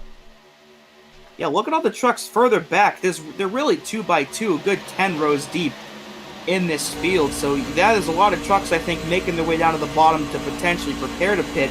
But there's quite a few trucks also staying up there. So we could see a situation where a good chunk of the field pits. We have a smaller pack, maybe 9-10 trucks, and decide to stay out a bit longer and see how long they can roll the dice for. Bachman up on the high side, 3 wide again. And I think that number 84 is going to be able to slot himself in front of that number 1 of Liam Sheen, and DD does so as Noah Allison blinks out momentarily. But here we go. Looks like Wild's going to make a move to the high side with Nick Miller in tow. And this top 4 is starting to pull themselves away, unless they want to hit pit road this time by. Looks like here we go. Here we go. Looks like 5 or 6 trucks with Parker White being the first. All Eel Media Racing right here. Yeah, no shock to see that they. Oh, there's contact. There it is. Yeah, I don't know who it the 2 were, but that was almost inevitable at the angles that they were coming onto the pits. So it looks like 5, 6, 7 trucks make their way down, but now we have to see when the rest of these guys decide to pit. Only 14 to go, so we're definitely approaching the tail end now of this fuel window. So for Weil and Miller and the other ones up high, they need to get down there as quick as possible now. Those 2 Ford F-150s showed exactly what we were talking about how dangerous it could be, because they just slam together, and that can really take an effect on your truck, and especially where you come out on pit road, how many seconds you may be back off the field, especially pitting that early and that far away from the pack. Johnson's in. More takers. And here we go. Yeah, and watch out for contact. I think there might be some more contact based off of what we already saw. And it looks like everyone's going to get on there clean, thankfully, as it looks like another 8 or 9 trucks make their way down. Dominic Howe takes the race lead with Johnson pitting from the race lead. Weil files himself down in line. So I think this lap is when we're going to see most of the rest of the trucks now come down. But look how many trucks are left inside this big pack, too. There's still a lot of people. So they got to be aware of pitting with this whole entire group on how they're going to do this. Oh, a bit of a stack up right there as everybody's just trying to file themselves inside. And that sort of fanned out everybody, but here we go. I think we're going to see some more pit stops as Howe is going to lead this group on a pit road. Yeah, a lot of these trucks are independents trying to just latch onto these trucks. Oh, look how many come on. Uh-oh. Oh, this is going to be a mess. Yeah, that is not going to be good. Some trucks And they make it. Wow. I don't know Look at how all those trucks. nobody hit each other, but that was really close. That's Looks like impressive. But, I mean, hopefully they know where their pit stalls are. Maybe And hard to as tell. well as what strategy they're going to opt with. Who knows? They might want to take on tires. They want to want fuel only. If you're taking on fuel only or a less amount of fuel, you're just going to be in and out. And looks like a two-tire gamble by a couple of drivers. Kyler's going to go with fuel only, so he'll shuffle to the front. Oh, but look at Miller. He's right on his tail. And now they got to get regrouped. So this is the penultimate time to get yourself the most important part of the pit stop is not the pit stop itself, but regrouping yourself, because if you're not within that group, you're going to be screwed. Speaking of, there's a truck roaring on the inside. Those top two might be sitting ducks right here. That's right. You don't want to do that. But looks like they formally... Oh, looks, here comes this bigger pack. There it is. Whoa! This might be... Oh, this is going to be a wreck. Oh, Connor no Brandon way. is getting squeezed by somebody up there, almost 4 wide, as Wow! Trexler and Garrett make a move. Patterson goes to the bottom. It's a good thing that wasn't direct, because that would have been a dang shame if it was. But you see how disconnected this entire field is, as you have a decent pack of about 10 or 15 trucks, and then you've got these just sporadic packs. So all these guys are going to get eaten up by that big pack further back, and that's where we could start to see that 4 wide come in. All right, remember now that we've reset the field with this pit stop, and these drivers who are toward the front, fuel only. These drivers toward the middle side of this pack, looks like a 2-tire call. And those drivers who elected on with 4 tires, I don't think anybody did. So they're starting to regroup themselves, and now it's go time. Yeah, remember that dream night that Justin was having? Gone. He's now 18th place mid-pack in this field. That can just show how much the pit strategy can affect you, as he has fallen all the way back there and is now in the thick of it all, and he'll have to try to work it back up, as we only have coming to 10 to go here.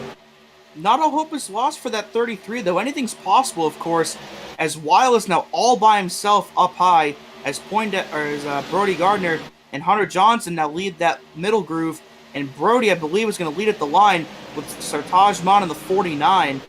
I don't know if he hasn't pit yet, or if he just had a different cycle than everyone else. Different cycle. That 49 out of nowhere takes the lead. How about this? The 17 of Mullen, he's also in the mix, as well as Frank DeAngelis. So looks Where'd like Mullen come from? Yeah, where did Mullen come from? We didn't even see him, but here he is running 3rd in line, and he has the chance to take the lead. Mullen was running in the mid-20s for a lot of this race, but here he is. He played the strategy perfectly, apparently. They're starting to stack up, so the whole pack regrouped themselves. We're 2 by 2, about 20 rows deep. When will the outside line form? Yeah, we're going to see 3 wide pretty soon.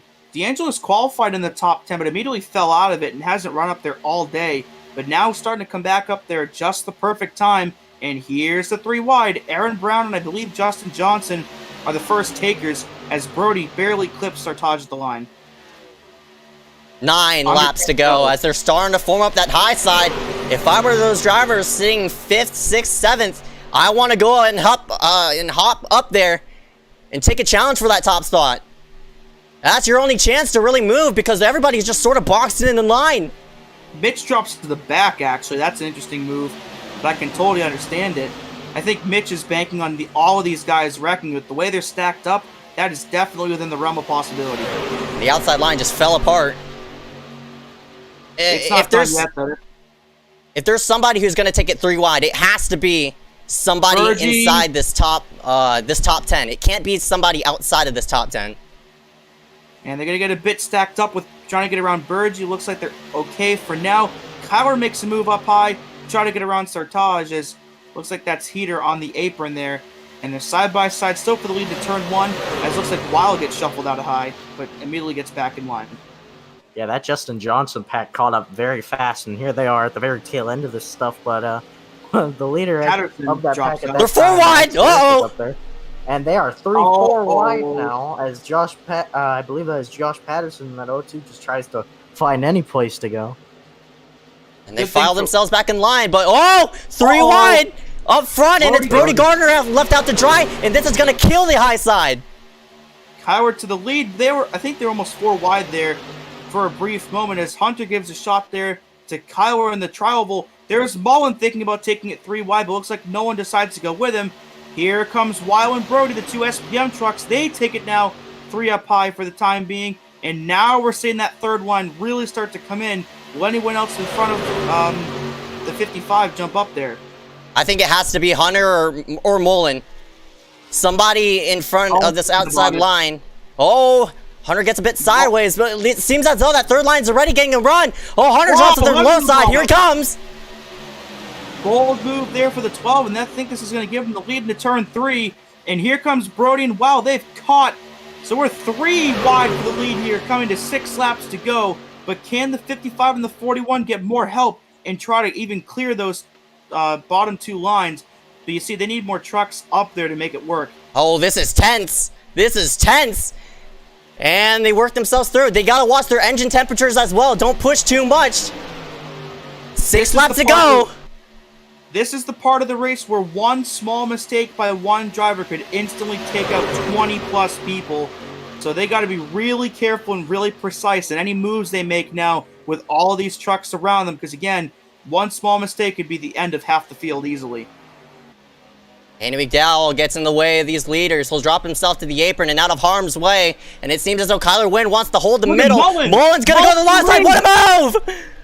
And Kyler couldn't come down, and Brian Mullen to the race lead, coming to just 5 laps to go. DeAngelis jumps up in front of Brody Gardner because of the lack of a run that Kyler had. And now that third line's really starting to come in. But again, I don't know if they can clear that middle line yet. Another important thing to note is these front 2 are both Patriot Racing teammates. Here goes Hunter. It doesn't matter. Hunter Johnson will go to the middle line. Whoa! Tries to shove him out of their end. That was close. We are 3 wide, about 5 rows deep right now as we come to 5 laps to go. Trexler and DeAngelis almost contact with the 2 of them as the 54 now into the top 5 for the first time tonight. And the third line starting to fall back a bit. Looks like they got a bit disconnected. But as Hunter assumes the race lead, he can't come down though, and that might allow Mullen to retake the lead here into 3. Whoa! Trexler tried to shove himself down to the low side. Looks like couldn't do it, and that third line is going to stack up. Justin. And here comes Justin Johnson out of nowhere. Worked himself from 20th, pulling the Dale Earnhardt. I knew that 33 wasn't done yet, and here he is coming to 4 laps to go. Back in this top 10, now looking into the top 5. This race could potentially fall into his hands. And look at Liam Sheen there in the 1. Haven't seen him all night so far, and now he's up there when it matters most. Oh boy, this is... So they got themselves 2x2 again, so who's going to take the bait to go 3 wide? It has to be a person inside this top 10. There's still plenty of time to wreck. Don't count that out yet. They tried to take it pretty wide again. Parker White with, I believe, Brody Gardner behind him, and then Christopher Weil another row back behind him, as they will both shove him on the line and go back to the inside as Parker White will get shoved out. And now it is a side-by-side battle between Brian Mullen and Hunter Johnson for this race lead. If we're going to see 3 wide again, I think it needs to happen now. If you wait any longer, I don't think you can build up enough momentum to where you're going to have an actual impact. And now they do it. That's, I think, Malachi, Drake, Brody, and Christopher, the first 3 up there, but they need more people to jump up there with just 3 to go. The 3 of them alone aren't going to do anything as you see Brody already file back in line. And that's so frustrating. That's so frustrating to the 90 and that 41. Why'd you take the bait? You're going to lose... Looks like they're going to lose more positions than what they thought they were going to gain. Oh, we might see it again here. Justin someone's thinking about it up there. Yeah, it might be Justin Johnson at number 33. He might be the catalyst of this thing. Hunter clears. Max is on the apron. You gotta, and this splits the field in 2. Look at the top 10 are going to pull away now. Whoever that was just backed everyone up. I think Max may have gotten hooked to the inside and just tried to shove it back in there, and It completely separated the pack. And here comes Mullen Mullen! up high. Oh, You see this is that intense! The disconnect with the two packs, that might, if this stays green, that might kill the race of anyone behind Grayson Trexler at this point. 2 laps to go as Mullen leads at the line, but will he stay there at the finish? Oh, now they got regrouped, so Here we go. looks like they can't take the run anywhere. The inside line's falling apart. Mullen might be able to clear down the backstretch now. Oh, he's being That indecisive pack is about it. bad. Kyler's gonna. Oh! Oh, and Kyler saves it! What a And save! he- What was that? They're all over the place. Mullen clears into 3 as they somehow don't wreck it. Sartaj back up into 3rd, and coming to the white flag. Who is going to come out on top with this? Oh my gosh, I cannot believe they didn't wreck it, but here we go. It's the 2 Patriot Racing machines, but here comes Proximity. Here goes Oh! Hunter. Mullen blocks and almost to wreck with Sartaj. He saves it, but he's going to fall farther back. 3 wide for the lead as Kyler out of the back bumper of Hunter. White flag at Talladega. Will they all make it back? No, they won't. Hunter's in the lead. Oh, Mullen gets bumped. Kyler and Hunter both clear into turn 1. Mullen falls back to 3rd. There's Justin in the 33 lead in the high side, but he's got no help now. Kyler goes around. There they go. Oh, no, they save. Oh, no. Yeah, that's there they everybody. go. That is everybody. Now it's just Hunter Johnson left by himself. Is Mullen gonna get it? There's 4 trucks left. Only 4 trucks remain. Hunter, Mullen, And here Aaron goes Brown, Mullen. Malachi Drake. Here That's goes it. Mullen. Mullen has to run up high. And Aaron Brown goes with Brown's him. gonna go with him. Oh my gosh! And Malachi too. Where will Aaron go? He'll take Aaron a goes 3. up high. Mullen blocks. Aaron Brown to the wall. Mullen clears Oh my his gosh. foot down into the apron. Hunter and Malachi are side by side and through the travel for the final time. Brian Mullen out of nowhere is going to take the win at Talladega. What? What? Are you kidding me? Brian Mullen wins. Brian Mullen No just won an way. iSCAR event. Brian Mullen wins. What? And What? Your top. How? How? Unbelievable. Unreal. Your top 5 will be Brian Mullen, Justin Johnson, Malachi Drake. I think Aaron Brown ended up getting 4th, and then Blake Kennedy with his first top 5. What of the a top 5. But Brian Mullen Oh my slips gosh. into the front of the 86. Unbelievable finish. I am shocked. How? But man, How the heck did that happen? how? As soon as Hunter was left by himself after that big wreck in turn 2, that left Mullen to get a run, and what a perfect block to put himself in front of that 151 of Aaron Brown. And Brian Mullen wins at Talladega. What in the world? This has to be the biggest upset in iSCAR history. What in the heck just happened? I think That's up there with Garrett Hess winning the Xfinity race last year at this track, because they came out of nowhere. Wow! I wanted to see think that Aaron- race again. I mean, what? I think Aaron may have had that until Mullen blocked him out of turn 4. We got to take a look at that huge wreck that took just about everybody out. But this wreck was brewing for literally the entire race. We managed to go this whole race with just 1 caution, and there were plenty of near misses. And we'll get a look and see what exactly brought it out. But here's Hunter leading at the white. There's Mullen and Justin almost getting turned. Kyler and Hunter clear, and now we'll have to see what caused it. And it looks like it might have been a tap from Mullen. Oh, looks like a stack up with a 12. Johnson wasn't going anywhere. Kyler was trying to push Mullen, who was trying to push Kyler. And there's everybody. And yeah, there goes everybody. But here's the key moment of the race right here. Yeah, Mullen gets a run on Hunter. He jumps up high, gets a bit of a side draft here, and then you're going to see Aaron Brown in the 151 with a massive run through the middle of the turn. He's going to send it up high here, but a well-timed block unfortunately puts Aaron in the wall, and Mullen blocks Malachi, and Hunter has to react by going down into the apron, and Mullen played it perfectly and ends up in victory lane. I wouldn't exactly say well-timed, but it's still a win nonetheless. Yeah, that's a what you win. have to do to get the win, but A win is a win. Brian Mullen will end up with it in the end. As wow, what a finish. Brian Mullen wins your race. Hunter Johnson second. Malachi Drake will finish third. Fourth for Aaron Brown. Fifth, Blake Kennedy, his first top 5 ever. David Bachman will end up 6th after I thought he wrecked on the last lap. Michael Rosero, then William Schmidt, Grayson Treckler, and Benjamin A. White gets another top 10 at Talladega. That is an unreal top 10. that might be the most unique top 10 ever in iSCAR.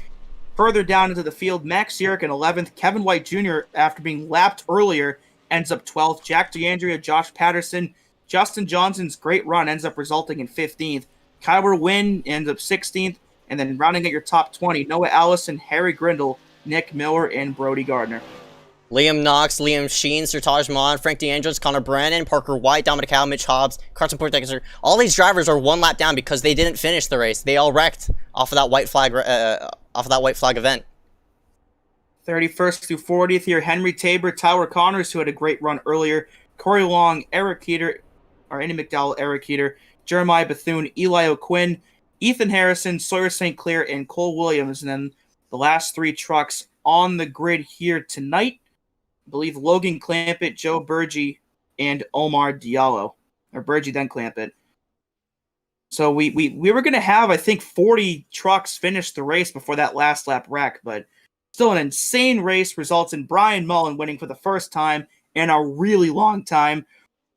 But we'll be right back after this with some interviews, and we'll get to interview someone we haven't interviewed in quite a long time. So be sure to stay tuned for that and other post-race festivities.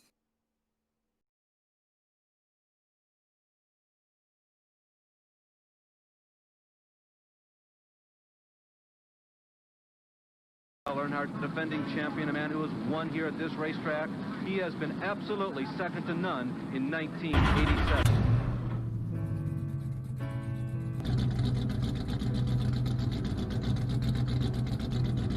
Dale Earnhardt is on his last lap. This will be his 24th career win, his 4th win of 1987 out of 6. Dale Earnhardt wins the first Union 400 in North Wilkesboro.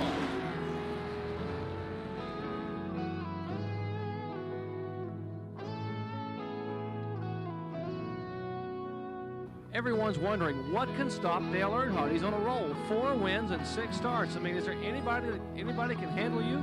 There may be a little more here underneath the sheet metal. Well, I'm sure this afternoon we'll know a lot more, and we've got 500 miles to run. We'll see what happens.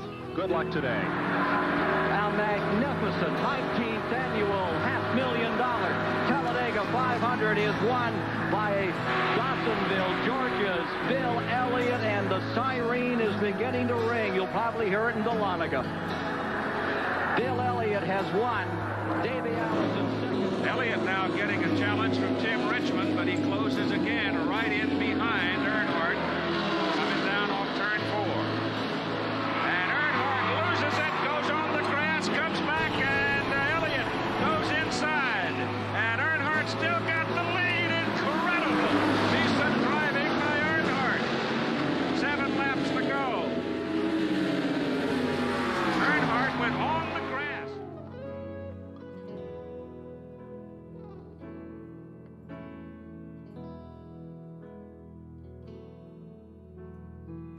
Dale Earnhardt is reminding Mr. Elliott, you make one mess up like that, and I might get through.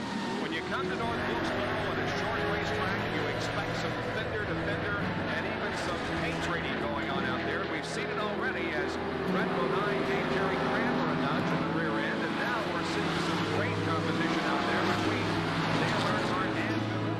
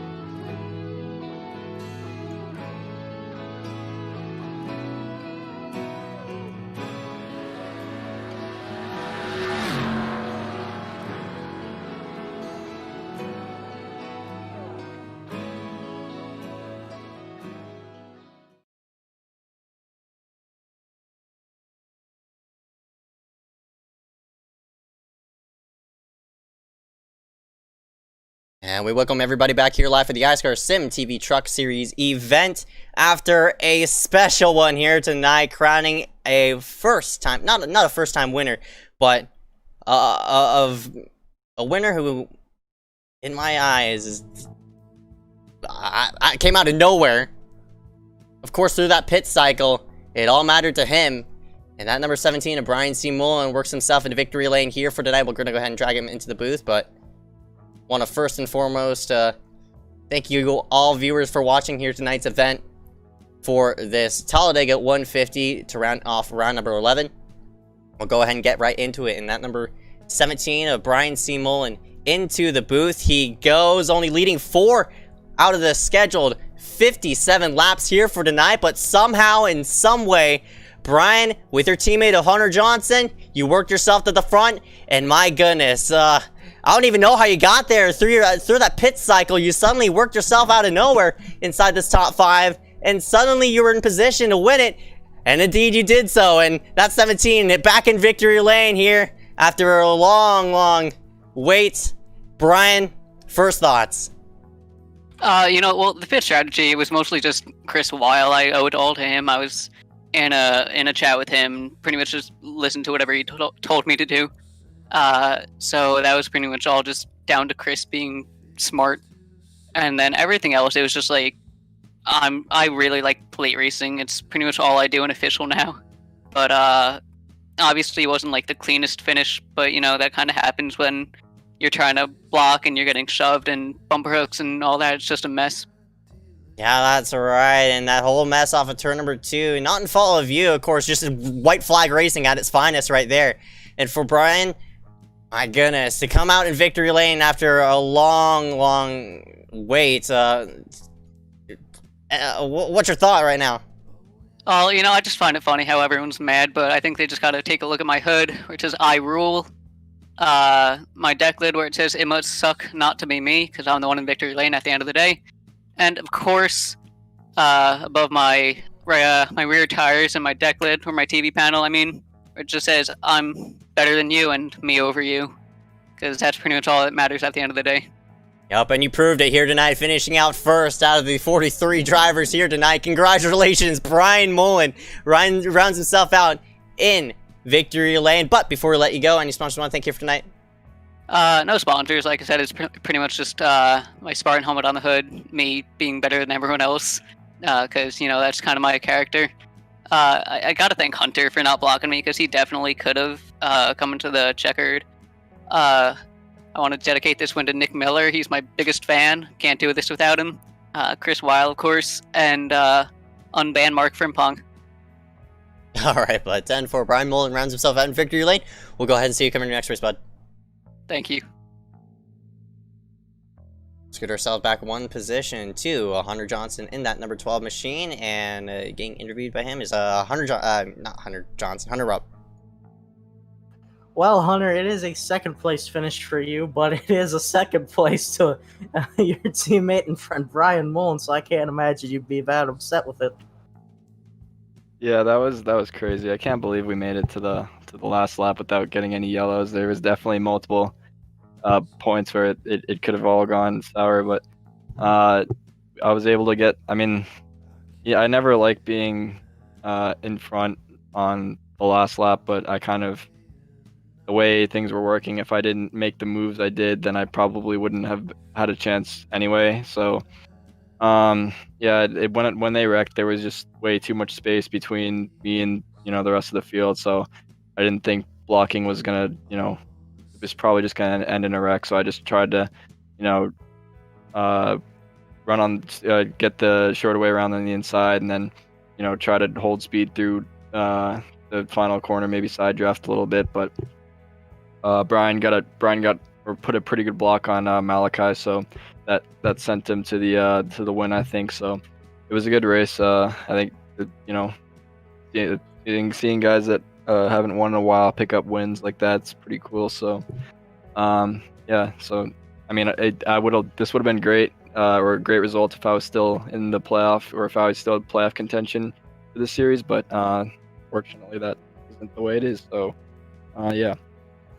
Well, we know you're one of the most talented drivers in iSCAR, but you had to make your way in through the LCQ today, and you ended up in second place, and you led some laps. So walk us through that drive up through the field.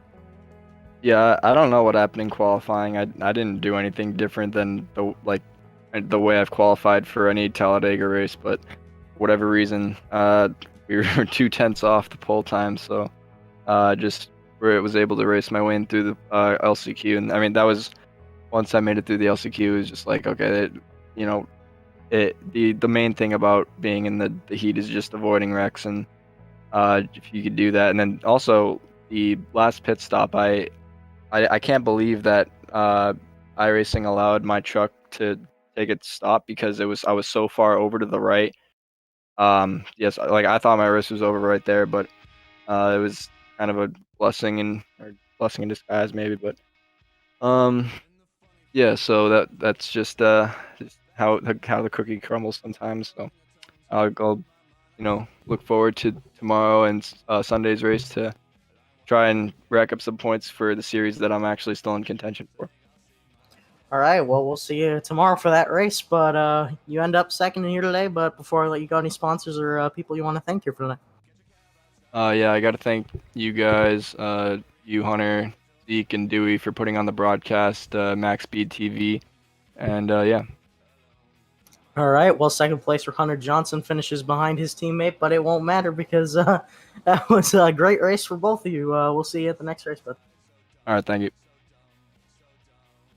And third goes the last season's champion, Malachi Drake, finally picking himself inside this top 3 after tonight's hectic event. And of course, Malachi, you're within that 4-truck scramble coming off into turn number 3, but coming to the closing laps before that white flag, what was going through your mind, and what position were you in? About 5 to go, I tried to go 3 wide. I was running like 8th or 9th or somewhere in that range, and because people had been going 3 wide a little bit, so I went and then ended up going back, and then on that last lap, I was kind of stuck in like the, I think, 15th or 16th place area, and they all just started wrecking, and I somehow didn't get collected in it. Don't know how. It just kind of worked out, and then coming out of 4 there, I tried to go between them, and then Mullen came back down and just so happened to like block my run. But it was actually a pretty good race. I'm glad that it went green so long. That's all right. Definitely a change in pace compared to our previous few weeks that we've run iSCAR and such like that. But for you and that number 90 machine, of course, last season's champion. After tonight, you think it's a boost of momentum coming toward chase time? Yeah, I think so. This truck season has not gone my way. Just gotten caught up in some wrecks that weren't my fault, and a couple of races where I've made mistakes and put myself in bad positions, which has caused me to be right at the cut line of the playoffs. But this race really helps gain some momentum going into the next few races. And it results in a 3rd place finish here for you tonight. Congratulations, Malachi, on the 3rd after starting yourself all the way back in 23rd. But before we let you go, any sponsors you want to thank here for tonight? Just my teammates at BDD Racing, and for Aaron there at the end. You know, we were trying to coordinate a push. Didn't quite work out, but thanks to them, and thanks to you guys for broadcasting. All right, bud. 10 for Malachi Drake, and the number 90. He rounds himself out in 3rd. We'll go ahead and see you come to the next race, bud. Thank you. Scoot ourselves back 1 position to Aaron Brown, who was one of the drivers we were talking about most of the race. Unfortunate for him, he didn't. He rounds himself out here in 4th after that last lap block. Well, Aaron, do you have a copy? Yes, I do. Well, it's 4th place for today, but considering you started 40th, I wouldn't consider it that bad of a run for you. But walk us through those last couple laps, making it through all the carnage and almost to winning this race. Well, well, it really started with 3 days ago. Well, my teammate Michael was there, who's really doing really good pushing. We decided to go with runs we had and just pretty much fill any gap we could find. They end up like 2 to go on the backstretch. They ended up getting really loose. We seen the hole in the middle. We took it, and it got us clear. And then coming to the white, start touch was slow, so we went by him. We went to the outside of Brody. They all wrecked, and then down the backstretch, we went down into turn 3, and Mullen comes up into me. So really, I was thinking I had a shot to win my first ever iSCAR race. Well, unless you count the duels last season in the Cup, where the feature race was only me, but we don't talk about that. But yeah, so I thought I would have a really good shot at winning, but Mullen just puts me on the wall. So see how it goes tomorrow and Sunday. That 4th place finish is really gonna help me in the points, so really needed that good finish to hopefully get me into the top 13. Yeah, well, you just mentioned the point standings. You were 15th entering this race, but that will probably raise with a great finish, while most of your competitors in the point standings, with the exception of Malachi Drake, either wrecked out or finished very far back compared to you. So how do you feel about your chances to make this chase as we approach the last race of the regular season? I think Auto Club will be okay, but Bristol's going to be a main issue, since I'm not amazing there, but hopefully something like the Cup race there happens, which on the schedule is saying that's the last race of the regular season. So hopefully that goes well. Get a good finish like we did in the Cup Series. So like I did in the Cup Series. Auto Club, hopefully that goes well as well. So 65 laps there, that's not too long. So we'll see. So won't be that bad. We'll probably be able to capitalize on that, because a lot of the shorter races, it feels like, have been really good for me. All right, well, that is a 4th place finish for you tonight here at Talladega. But before I let you go, any sponsors or people you want to thank for tonight's finish? I thank my teammates, Eric Heater, Michael Zero, Malachi Drake. They're all they're helping with the strategy and pushing, and by the end there, so it was all good. And also, like to thank the field for wrecking with on the final lap for giving me that 4th place finish. So. All right, well, 4th place finish for you. We'll see you at the next race, buddy. Thank you. That was Aaron Brown, and we're going to scoot ourselves back a couple spots further to David Bachman in the number 84, who was really the only ambiguous truck who was really trying to form up that third lane. Bachman, got a copy?